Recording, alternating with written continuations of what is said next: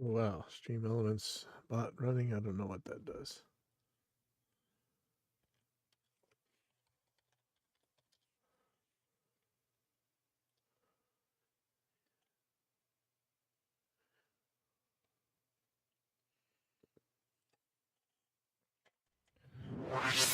Alrighty then. Okay, I don't know how many times it's going to say Stream Elements bot running. I'm not sure that I want that. I don't really know what that Stream Elements thing is doing anyway, so I'm not really all that sure that it's something I really want to keep going. I'm probably going to delete all that stuff. I don't really use it. I would love to have all that, shows people joined and all that stuff, but there's not that many people in my chat anyway. I don't think it matters. Anyway, welcome to evidence-based audio number 190. And this one is called Dante is a dongle. Changed my mind. All right, and we've talked about Dante on here before. So first up, oh boy, my glasses are. I actually got acetone on my my cheap readers from another problem I'm having that I think we're going to talk about a little bit. Anyway, so first thing was I went to fire up OBS, and so I could do this episode, and I got a error from Stream Deck that it wasn't connecting to OBS. So I went to these glasses are just impossible to see through. Sorry. I went to Reddit and everywhere else, Google, as much as we talked about Google not really working. A couple things came up on Reddit, and there's a web page that one Elgato Phil is actually linked that has a different version of the plugin you can download and overwrite, and it seems to be working. But what I did read is that after I turn this off and maybe restart the computer, it's probably not going to be working again. So I don't know. Please, guys, just whatever it is. I know the latest OBS have been breaking things, but I went back to an older version. But just keep an eye on your Stream Deck. If you guys, I could use some Stream Deck tips, actually. If you got a lot of Stream Deck users out there, I could use some help with mine. I really do want to make my web stuff better, or whatever, this chat thing. But I don't really understand a lot of it. But yeah, if you got a Stream Deck, keep an eye on it. Looks like something came up that broke its integration with OBS recently, so it's just something to be aware of.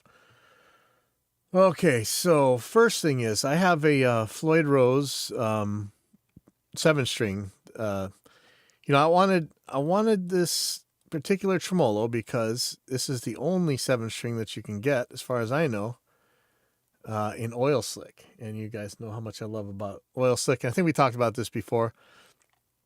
This is the most expensive tremolo that they make. I mean, the most basic. They got some like hot rod versions. I'm sure they may have a hot rod version of this, which again would be the more expensive one. Man, the fine tuners work horribly on this thing. And so I actually just went and got some new screws from a hardware store, and I'm using those. I could really use a way to make a conical pins at the end of them. They would work better. Here's how this tremolo. So here's a saddle from All Parts. This may be slightly different than Floyd Rose's one, but not by much. And this groove here is what seems to make so much of the problem. The screws that it comes with, and I would love to show you pictures of the fine tuning screws, but I almost guarantee you will not be able to find any. There may be an All Parts one. In fact, let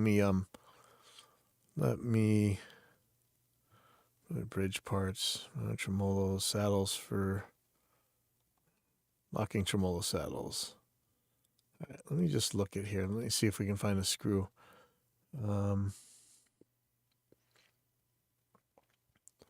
So here's their version of the Load Pro saddle. So I don't see a fine tuning screw. Let's see. Is there a fine tune? See if something comes up. No. Try that again. Fine tuner.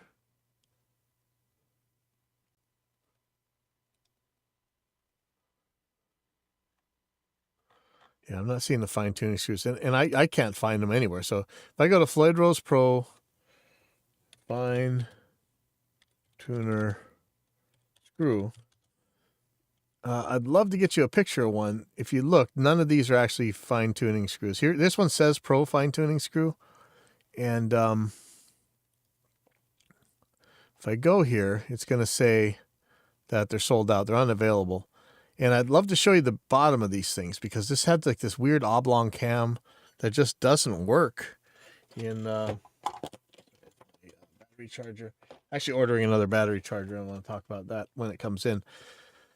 If you can see the bottom of these have a weird cam that goes into this thing. It's weird. If you turn it, let's say you're turning it clockwise, the tuning pitch will go up, up, up, then it'll jump down when that cam hits that groove. And then it'll go up again. It's a really screwy system. And I'm telling you, it is so hard to find a picture of this whole thing. This is one of those, okay. So there was one set that I ordered. They weren't actually the Pro screws. They were actually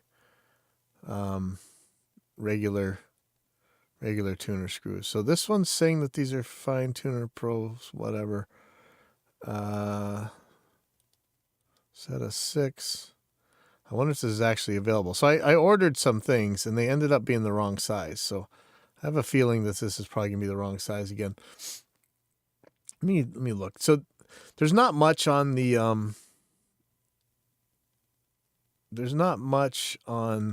Floyd Rose's site or anybody else's site about how exactly these things work. So here's the Pro on 6-string, and I'm trying to get a side view because if I could, I have a feeling I can see if these saddles are any different, but they should be the same. I don't understand why when I ordered Pro saddles they were way too short, and I have a feeling these are going to be too short as well.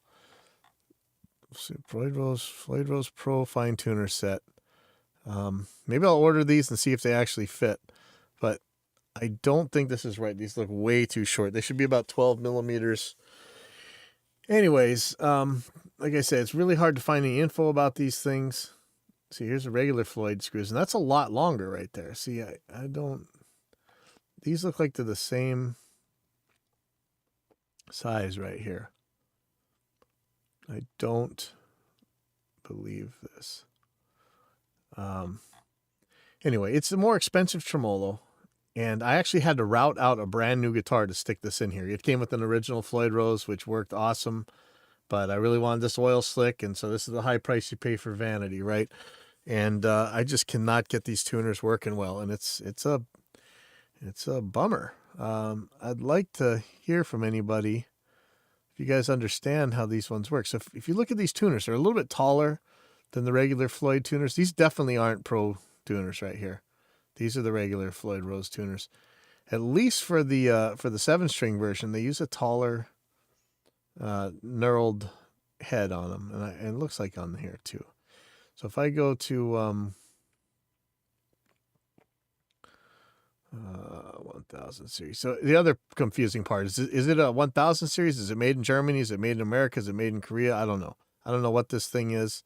For some reason, it's more expensive than the rest of them, but it seems to work far more craptastic-ier. Let me see if I can show this side view here. Okay, so here you can see this has a much taller head on it, and how it sits in that groove, it's just horrible, man. I'm almost thinking that if I flatten this thing out, it'll work a lot better. But yeah, I don't like this design at all. I wish they'd just make oil slick in the original. I'd be fine with that.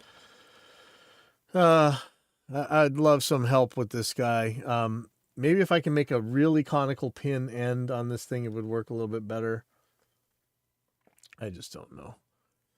And it's funny. I got taken to task for buying a cheap imitation Floyd Rose. I'm like, go to their website. It's on there. It's the most expensive one they've got, so I don't want to hear it. Anyways, so let me get out of here. So yeah, these definitely aren't the Pro screws, even though it says so over at WD or Warmoth. WD. I guess I could call them up and see what they have to say. You know what? My first Floyd Rose of all was actually a WD, and it was good because it actually had adjustable saddle heights on it instead of having to use shims like on a real Floyd Rose. Let's see what they got here. Tremolo bridges. I wonder if they're still making their own. Floyd Rose 1000. Floyd Rose original. Geez, look at that. $642 for a hot rod. Wow, this is not cheap, man. I can get this cheaper off of their site, but this is kind of how crazy things are going right now. Left hand. These are all actual. Oh, here we go. Here's some Godos.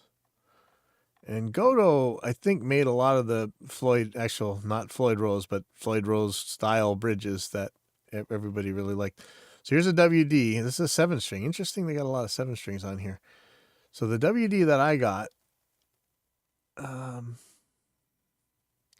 this doesn't have, it's just their own tremolo. It's amazing how little information anything has anymore. Like you just saw at the Floyd Rose site, there was almost nothing to it. Yeah, really, it's not telling you jack.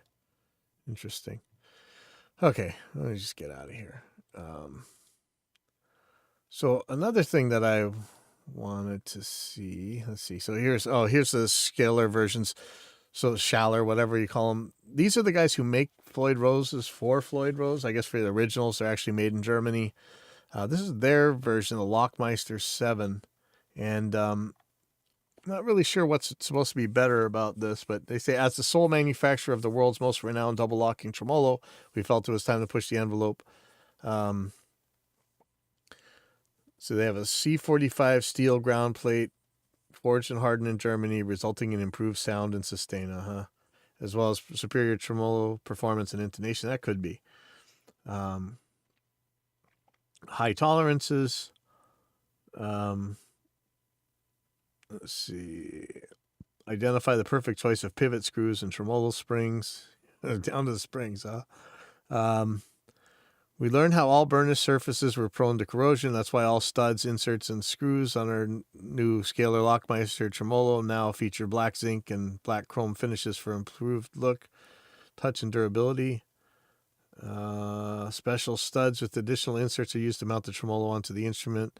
The inserts have a fine thread. We also supply studs with threads which enable the studs to be specifically screwed into the wood body of the instrument. No, thank you.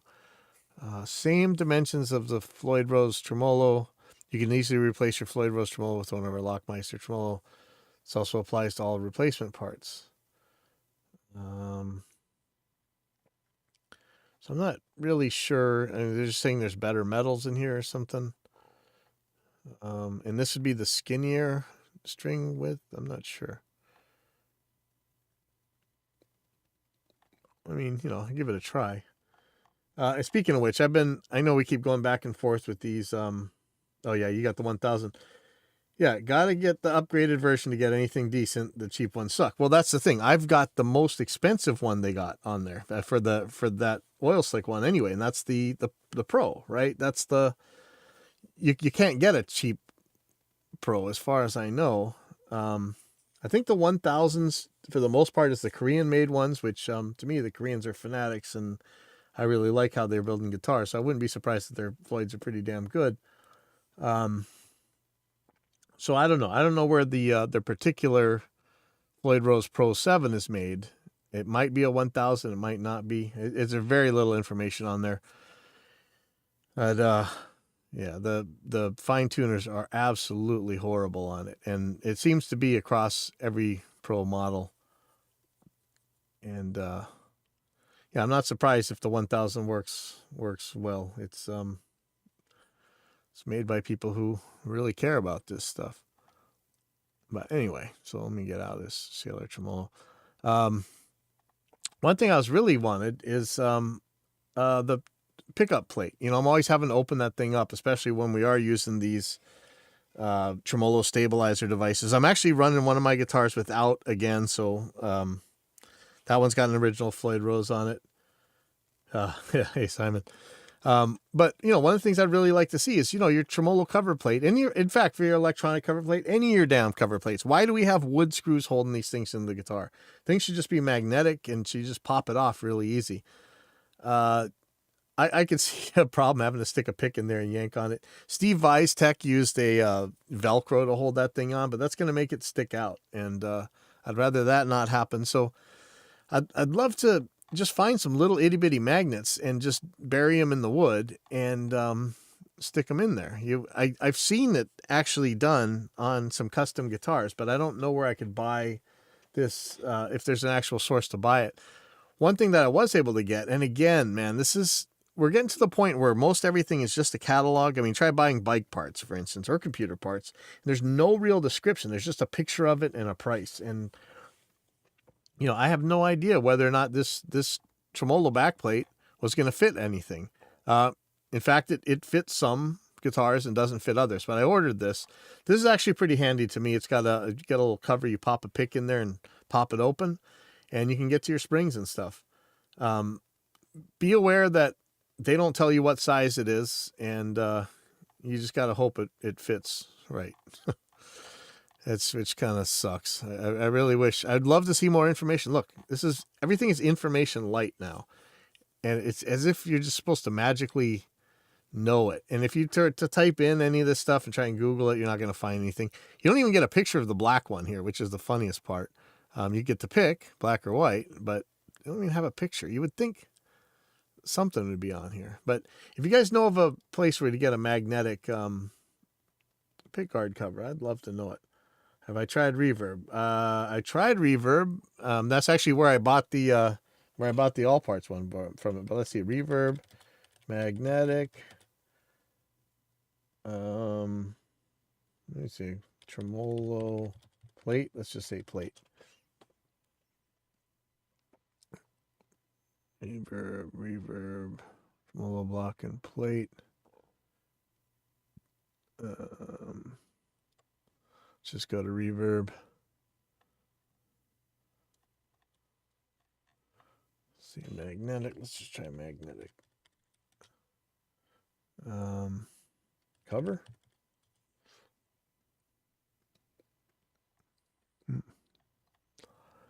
Okay, well, that was going to get us pickup covers.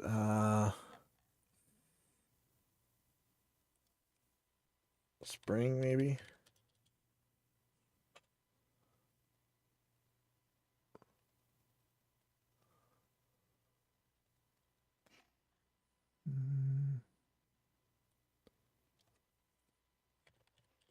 Plate.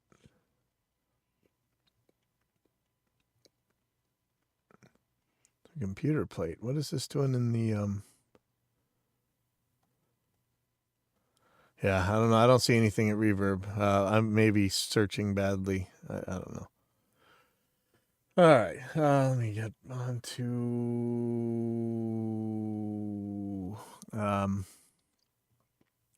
here's something having a pretty funny, as usual, the argument with the Dunning-Krugers over at the gear page, who we'll talk about that later. But they're actually talking about a specific modeler here, but I want to read this post because to me it's kind of interesting, and it's very important to you guys that are always fighting over what kind of computer to use or fighting the format wars or whatever. Fancy Salmon says, as he's responding to Technology Relentlessly Marches On, and I guess I better give the context. We're talking about the Line 6 Helix, which is guitar modeler that I think came out in 2015, so it is very old at this point. and yet they're still developing for it, which is kind of different for Line 6. I guess we can get into that fight later. But for a digital device to last 7 years, it's pretty incredible. I think the Kemper's even older than that, if you really think about it. But people are saying, this thing is old already. They got to replace it. The chips are old. Everything's old. Why are we running on this old thing? And in a way, it's true. Had it not been for the chip shortage, there's actually lower cost versions of the Helix, like the Helix Stomp and the HX Effects and things like that. And in reality, were it not for the chip shortage, these cheaper devices should actually be way, way more powerful 7 years later than the original. But they aren't. They're a subset of the features of the Helix. And in fact, the Pod Go, which is around $500, it's a third of the price of the Helix. About, it's way newer. It should actually be more powerful than the Helix. And this is actual. If it weren't for the chip shortage, I would definitely call this crippleware. But maybe it's not. So with all that said, and the idea that this thing is way too old and we should be changing chips and stuff, Fancy Salmon is responding to a post that said technology relentlessly marches on. And he says, the pace is nowhere near as dramatic as it was in the 90s and the early 2000s. For example, these days, even PCs over 10 years old, obviously not budget old ones, can perform well in a wide variety of situations, whereas before 2010s it was unthinkable. Helix's amp modeling and overall sound quality is already stellar. There isn't that much room for improvement. What can be improved is the user interface, the number of simultaneous effects, maybe. More amps and effects, stuff like that. I mean, with the existing hardware, I don't know that that's... some of that may not be all that possible. The cabs too, of course, but it's not due to lack of power. It loads third-party IRs, no problem. But it's not going to get more real simply by throwing in a more powerful chip. It's already on the level where it's real enough, and you can use it in a pro studio or live environment for all kinds of genres. And, I mean, that's really true about computers as well. I know, man, some of you guys are going to push back on that really hard. But I say it. I always say that about computer builds. Even the worst piece of crap in the last 5 years blows the living hell out of stuff we had to mix hundreds of albums on back in the day. So in the early 2000s, man, the crappiest computer you could buy today would just beat the living crap out of those things. I mean, just in a terrible way. I don't know if you guys know the kind of stuff we used to have to do. And to me, computers are new. So it's funny to say back in the day, but back in the day, you used to have to like render out your drum tracks and stuff because there just wasn't going to be enough power for you to run. And I was saying, I keep wondering if there'd be a mega hack way to just stick more DSP chips on. That's seriously all I would need in terms of upgrades and future-proof. We fought the sample rate war 20 years ago. Bit depth, what are we going to get out of more bit depth out of a guitar modeler? Nothing. You could argue some more DSP for anti-aliasing, but it's still just more DSP power. And aside from the chip shortage, it's actually surprising to me that the HX Stomp isn't 16 times or so more powerful than the Helix itself.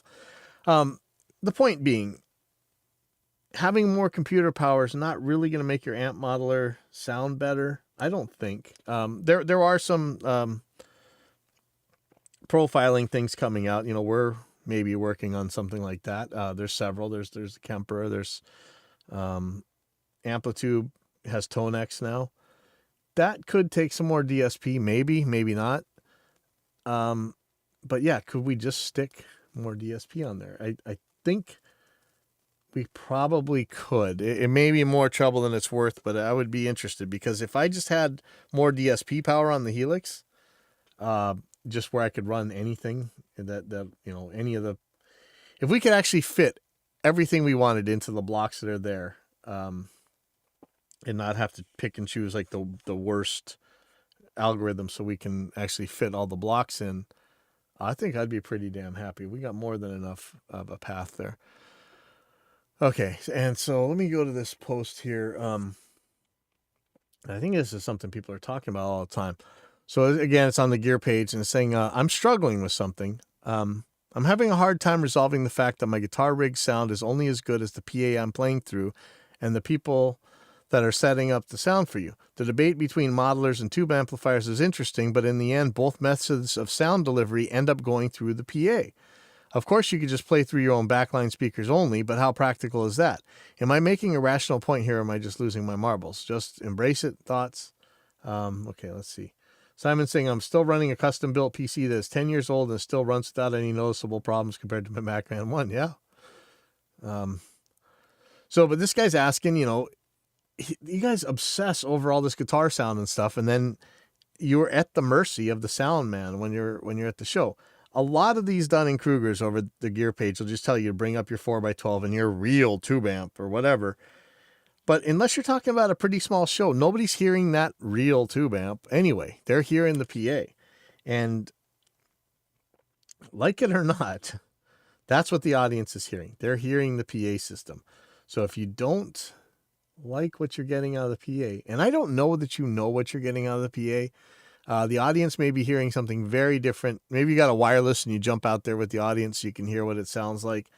But even then, you may be listening for something different than the audience is hearing. Go ahead and bring your 4x12 on stage, but you might just make it worse. You might bring the volume up so much on stage that other compromises have to be made with the band. And remember that, in the studio, we struggle hard to mix, to fit each instrument in and make it sound good in context in the song, not just by itself. And you might see like an automation where a guitar played by itself sounds, you have a totally different settings on it than when you're playing it with the band. Same thing happens in a live mix, and things go by so fast as well. So it's hard to be sure that you're getting the sound you want out of the PA. You may not. You may never get that sound you want out of the PA, honestly. And it really is something you have to think about. So somebody else says, you're absolutely right. Unless you provide your own PA like my band does, then you're completely dependent on the sound engineer to not mess up your guitar sound in the band mix. For all you know, he's improving it. But even if you do have your own PA, it's still a mix. It's still a mix. So he says, there's a million variables that go into what the audience ultimately hears. Only a few of these variables are under your control, just the nature of the beast. You have to make peace with the fact that every gig is not going to be perfect. But, we strive for perfection. We struggle to get it right. But I really like the attitude here. Learn to roll with it or lose your mind. It's true. It's going to be very hard to make it always perfect. And so here you go. This is when you get scared, is when people say stuff like this. We have our own PA, so this isn't as much of a problem for us. Well, it may not be as much of a problem for you. Like maybe maybe you're your own sound guy, so you can control what you're doing. But that mix may still suck, and maybe your sound guy still sucks. Maybe it wasn't a problem in the first place. It's just you want to hear something different than the sound guy wants to hear. And I would usually, well, I've seen a lot of drunk fire and forget sound men, but for the most part, they have a better idea of what the audience wants to hear than you do, usually. Let's see. So it's going on. There have been instances where part of an event where the PA will be provided. In those cases, I do some homework on what the PA and stage monitor system consists of and try and have a chat with whoever will be doing the sound. You get a feel for what we're dealing with. Yeah, people... Listen, this is like back in the day when people would call up the studio and say, hey, do you have this microphone or this or that? Maybe you know enough to be that specific, but in general, the bands didn't. They were just looking to copy what somebody else said. And they wouldn't know if you had that thing or not. They wouldn't care. They're insisting on a set of tools. And I always say it, this is back in the DAW Wars day, I said the same thing. If you got a heart surgery going on, you go to your heart surgeon and say, hey, make sure you're using this particular scalpel, as if you knew. You're going there because the guy spent a lot of time in school and training and stuff and knows what he's doing.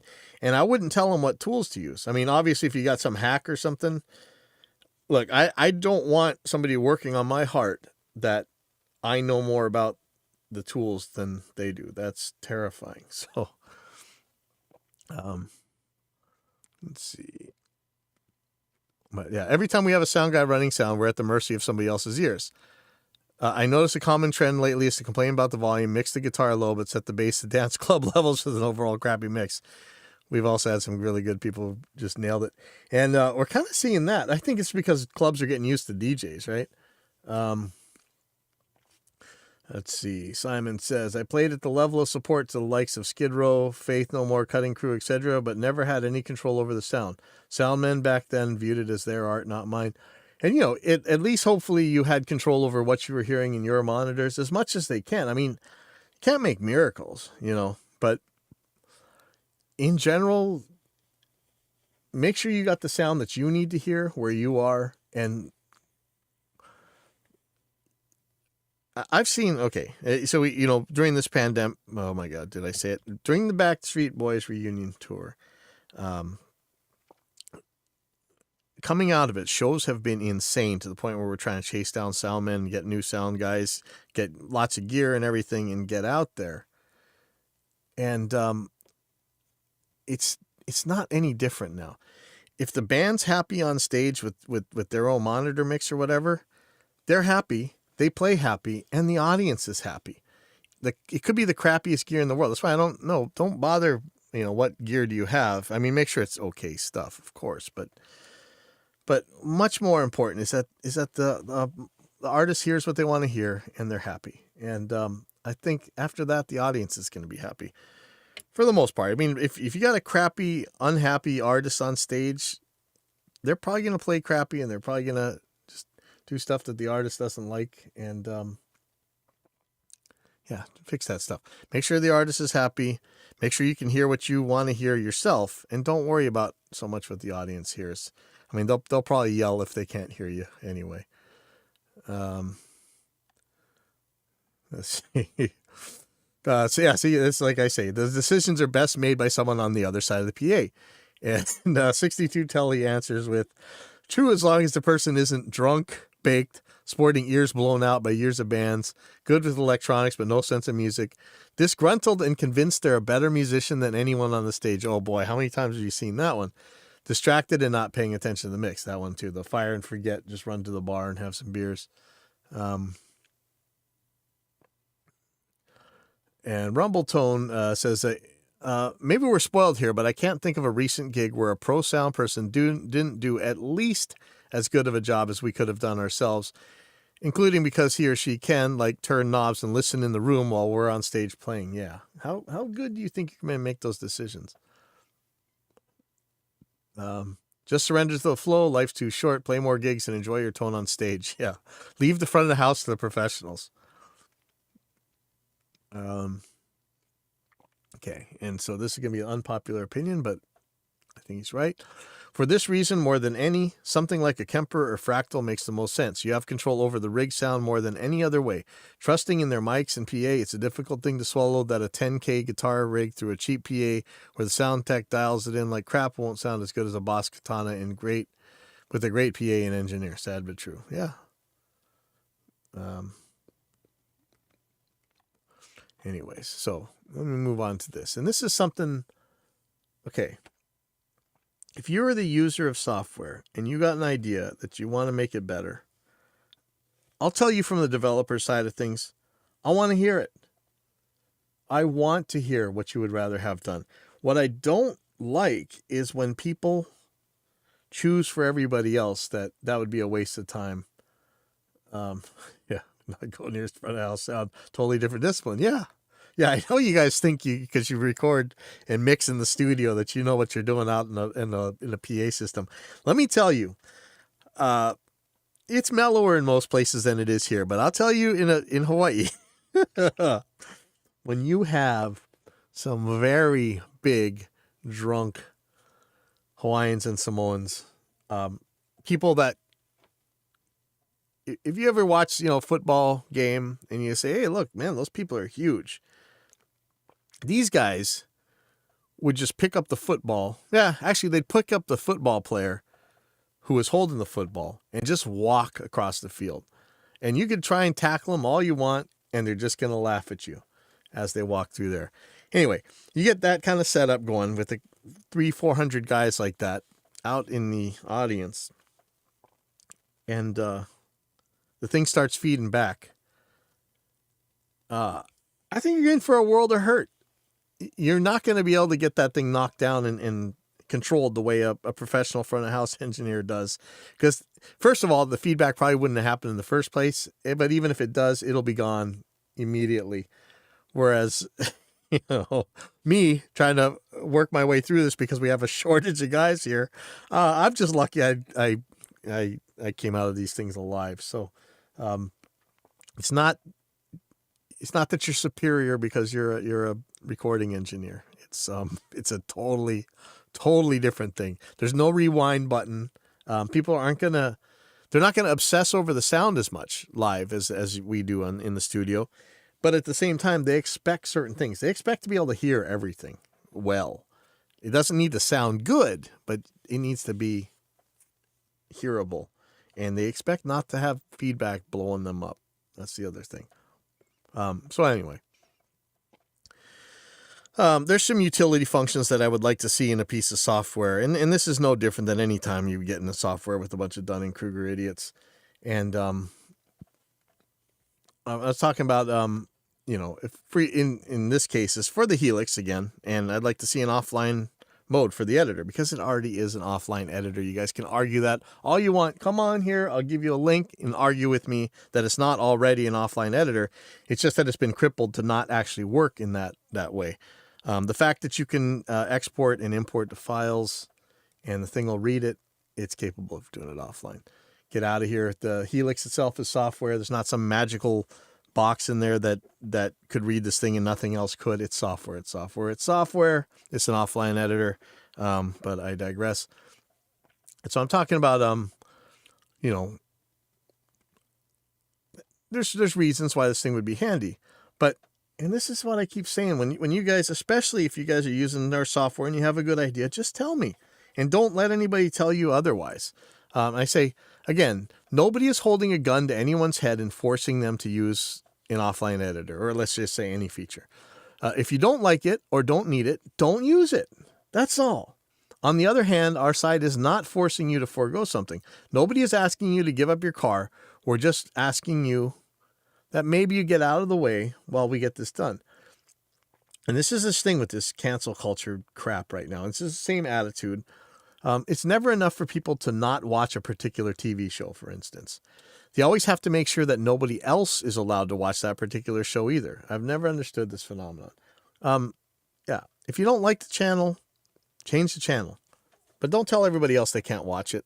And maybe for you, this particular software feature is not important. But maybe it's important to somebody else. So just get the hell out of the way. I understand if it's costing you. And in this case, there's an argument to be made that implementing these features would take away from developing other things. But you know what? This thing's been sitting on a bug for as long as I've had it. I think maybe a year now or almost a year now. And if they're not going to just go and fix critical bugs, I'm talking there's two critical bugs going on here. And if they're not going to fix those, I don't really care about your how you value how they spend their time, because they're not spending it necessarily in a good way right here. And I think this could actually fix things for a lot of people. Anyway, let me shut up about that. I'm just ranting. So there's a post over at Reddit/r audio engineering. He's saying, help, looking for good counseling after suffering through the trauma of trying to source a bunch of Dante gear. My anxiety levels are through the roof. How do you unwind? I like this answer here. You could try reminding yourself that you'll not be soldering 64 channels of 2-pair copper ever again. Yeah. On the other hand, and we've talked about Dante several times on this show. In fact, some of the earliest shows were really about Dante and things like that. So this guy's having trouble buying Dante stuff because, chips are in short supply. But to me, Dante is a dongle. I know you guys can get so mad about that. But again, just like this offline editor thing, there's a software version of Dante, but it's crippled. And unless you buy a Dante-enabled thing that has the Dante chip dongle on it, they won't let you unlock the lower latencies and stuff. Listen, does anybody, this is like believing the universal audio crap anymore. Like, do you believe that with the modern DSP system that you're not going to be able to at least run some of this stuff at the latencies that the Dante thing is advertising? And the fact that Dante adds latency by itself, uh, again, like Universal Audio, to enable that dongle, it just seems wacko to me. And so I really think that Dante is a dongle. Like I say, you buy the software version. It does everything you're talking about here. In fact, I don't know. I think maybe the software version doesn't have some of the sample rate limitations that the hardware one does. But no matter what you're doing, Dante adds round trip latency that you wouldn't have had you not been using Dante. So even if you buy the dongle version where they allow you to set the lower latencies and lower buffer sizes, which they could fully do in the software, maybe it wouldn't work as well. Hey, that's for buyer beware. That's for us on our end to see if we trust it or not.